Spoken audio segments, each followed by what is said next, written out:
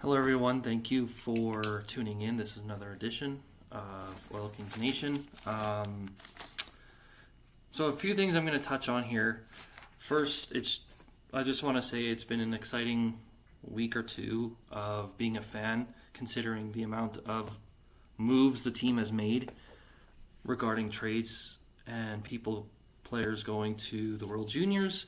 Speaking of the World Juniors, I just want to give a shout out to two of our players that are currently playing. Ford got invited, but unfortunately Blake Fiddler didn't make the final cut for Team USA, and Adam Yeko injured his hand, so he's no longer able to play for Team Czechia.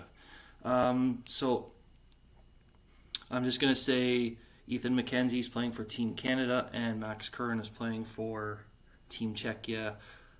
It's kind of interesting because they played each other in the first game of the tournament, Canada versus Czechia. Wild game, 7-5. Canada wins. McKenzie gets 3 points, which is good because I believe it's his first ever World Juniors at 19. So possibly he can return next season if he gets invited back to the camp.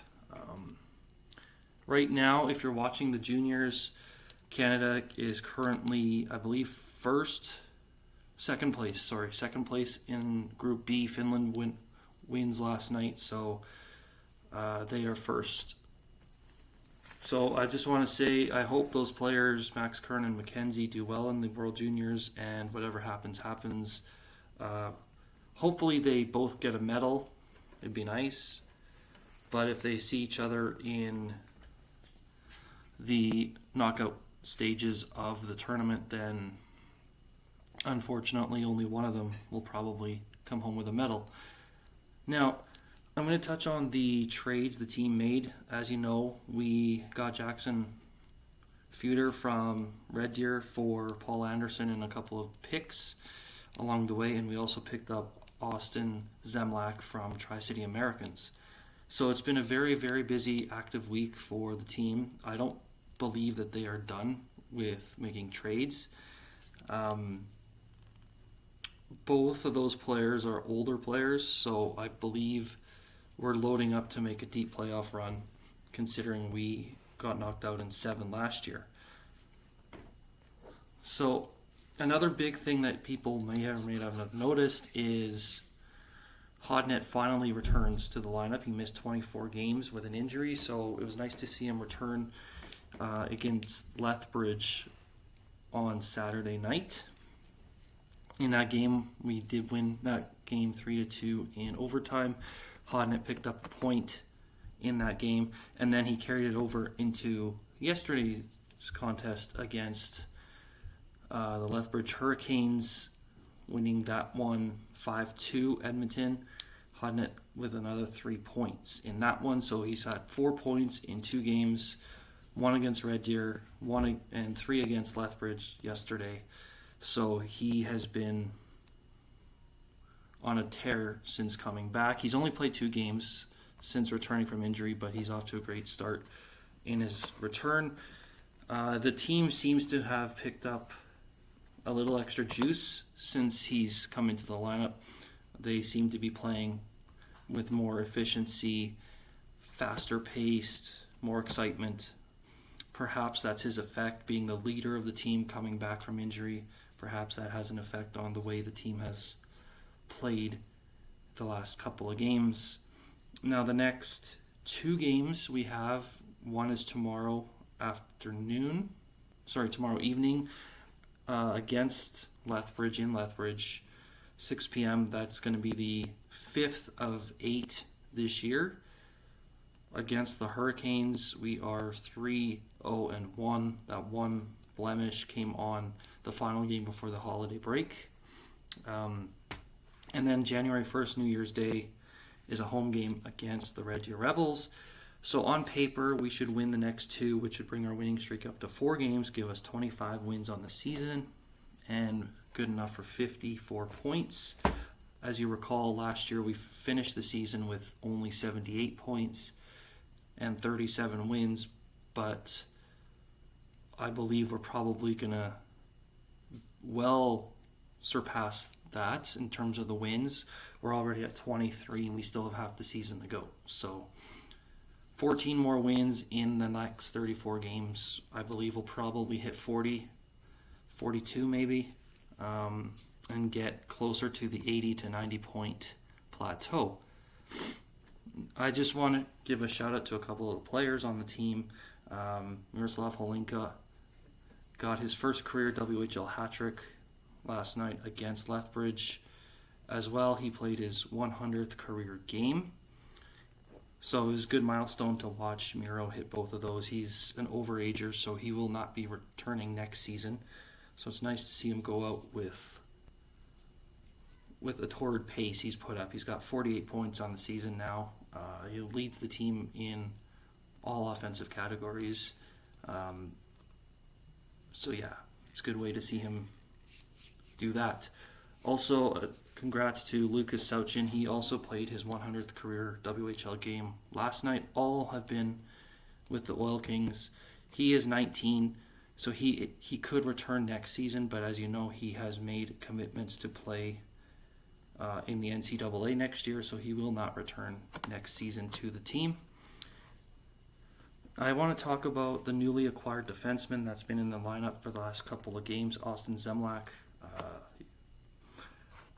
I watched him a little bit on Saturday on the Victory Plus app when we beat Red Deer in overtime there.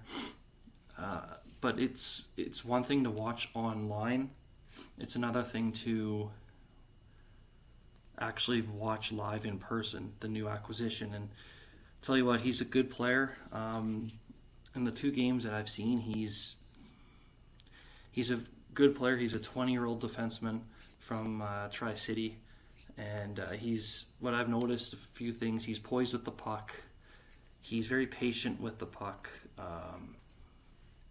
He can move it out of the zone. He's calm under pressure. A lot of times yesterday, when he was on the ice with his defensive partner, the team was under pressure. I felt from Lethbridge, and Zemlak was calm and collected and was able to move the puck out of the zone clean.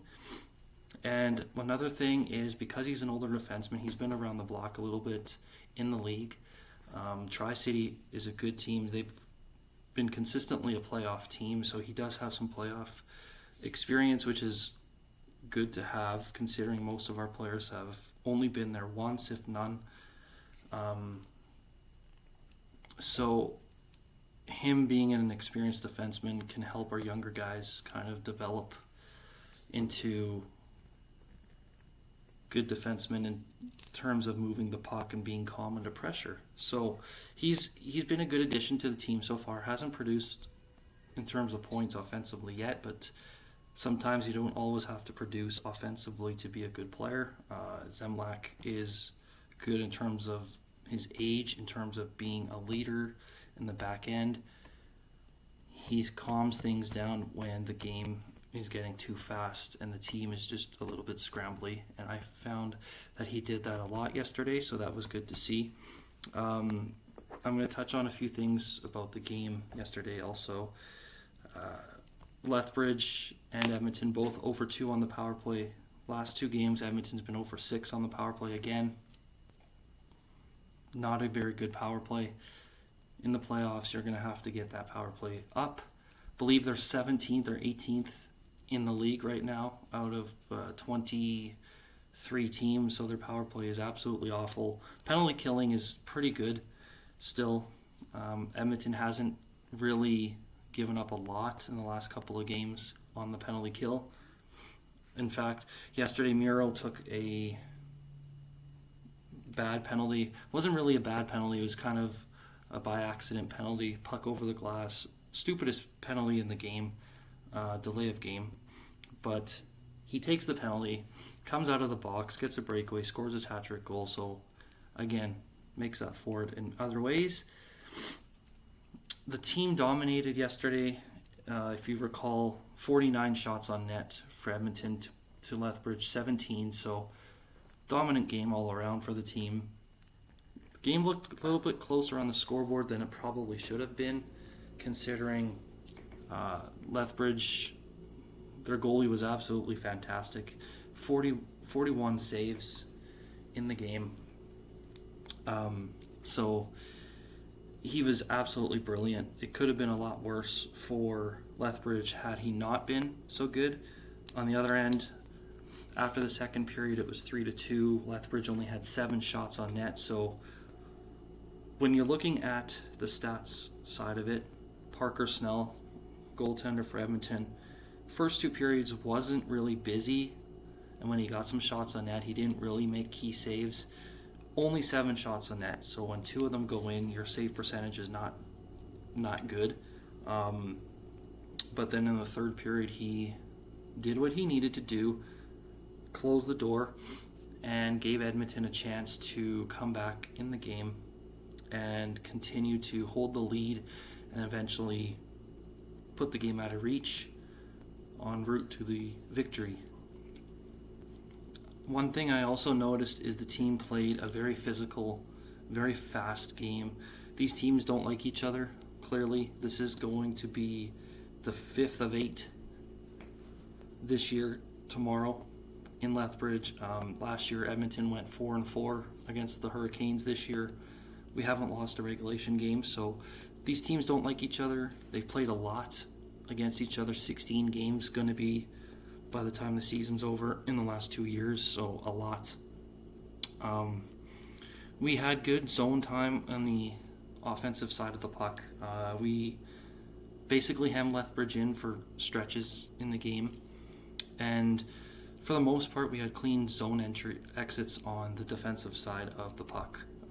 It was basically one and done for Lethbridge, or one shot, save, and the puck is in the end boards for a little bit, and then it was out of the zone. So all around a good defensive, structurally sound game for the team. I'm pretty sure the coaching staff will be happy with that. It's just a matter of can they be consistent and carry that over into the next few games. As I said before, the power play has been absolutely atrocious. We've been 0 for 6 in the last 2 games, so 17th out of 23 in the WHL, not good. Not even in the middle of the pack. Middle would be 11 or 12. So need to start capitalizing on power plays if we're going to go far in the playoffs. Doesn't matter who we have on the roster. If we can get our power play up percentage-wise, that'll be good. However, on the flip side of that, we're still finding ways to win games when our power play has not been scoring, so it's nice to see that, but I don't foresee that happening. In the playoffs, teams will be a lot tighter defensively because they're going for a championship, obviously.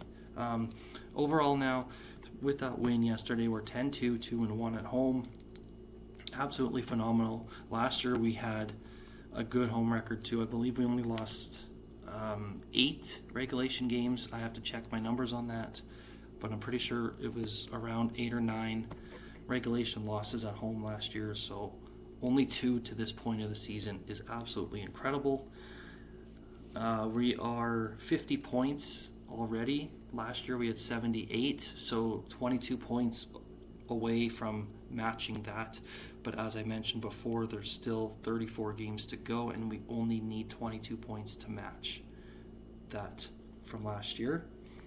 I believe, like I said before, we're going to probably hit between 40 to maybe 45 wins. It's going to be a stretch to get to 45, considering we'd have to win basically 24 of our 34 games to get to that win mark. So that's going. I'm not going to touch on the pregame against Lethbridge. We've seen them enough to know how we need to play, what we need to do to win. They're a very bad, very, very bad team. Edmonton's very, very good. Going into the game, though, it's still going to be a very big one. We're 11 points up on the Hitmen now, but Calgary does have, I believe, a few games in hand on us. We also have 1 game in hand on Medicine Hat, but we're still 3 points behind them for first in the division. And we are also behind Prince Albert Raiders for first in the Eastern Conference. So if the playoffs were to start today, we would be third in the Eastern Conference. still get home ice advantage where we've been fantastic, but it's always nice to be in the top seed or top 2 at least. That way we have an easier path to the final. That's all for now. I'm going to probably post a post-game video after the Lethbridge game. If not, then I'll for sure post a pre-game video against the Red Deer Rebels on New Year's Day. That is an early game, so if I do post a video, it'll be sometime either the night before or in the morning of that day. So yeah, just want to say it was a good turnout yesterday. 7,700 people again. Passionate fan base. It's fun to be a fan when the team is playing well and winning games. Exciting to be at the games. I just look forward to that energy continuing to go forward as the season progresses here. The team is only going to get stronger and better once the players that are at the World Juniors come back, and once the players on the injured list come back. We're going to be a very, very tough team to beat, that is for sure. Anyways, that is all for now. I will catch you on the next one.